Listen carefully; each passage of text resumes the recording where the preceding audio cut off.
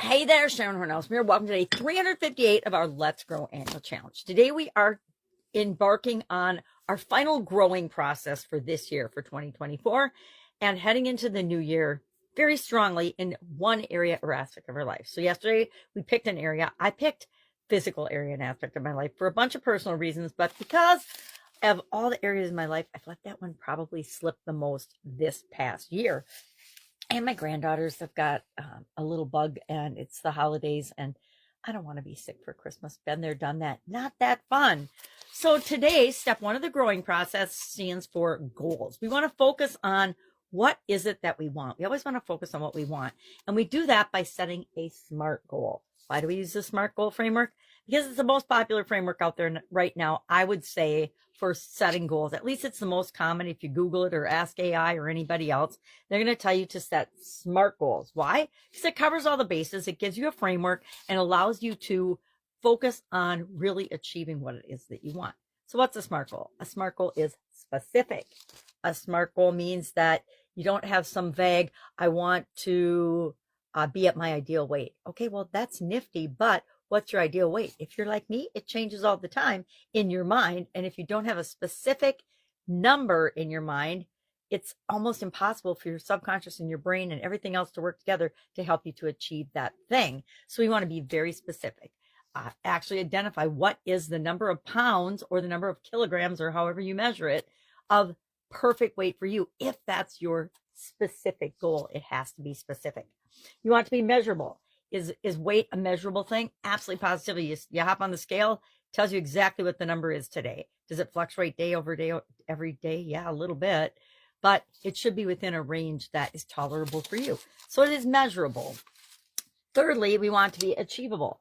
Is your ideal weight achievable? If you have never, ever, ever, ever, ever, ever in your entire life weighed the number that you're telling yourself you want to weigh, it may be more of a stretch, an unrealistic expectation and goal of yourself than an actual reality. However, I believe anything's possible. So I am a firm believer in SMART goals, meaning unrealistic, absolute shoot for the moon, pie in the sky, shoot for the stars, and you'll hit the moon type goal setting, because that works for me. That doesn't work for everyone. You have to do what works for you. For some people, you have to have it broken down into increments. Maybe your ideal weight is, say, 125 pounds, but you weigh 225 pounds. If you say, hey, my goal is 125 pounds, and you've never weighed that, or you haven't weighed that since you were, 9 years old or 10 years old, that's going to be less believable for your subconscious than if you were to break it down and just go down by, 10 or 20 or 25 pound increments as your goal weight, as you're setting your specific and measurable, achievable goals. Like I said, I absolutely believe we can achieve as human beings anything we ever set our mind to, but we have to believe that too. Are relevant? Is it important to you? Is it relevant to you? Guess what? Every time we set a goal that means something to us and is important to us on many levels, we will achieve that goal, as long as we don't quit and give up, right? And then finally, time bound. So for this goal, I'm actually giving myself 3 months, and I'll look at it in 3 months, or I'll work toward it. And then 3 months is my goal instead of the end of the year, because we only have a few days left of the year.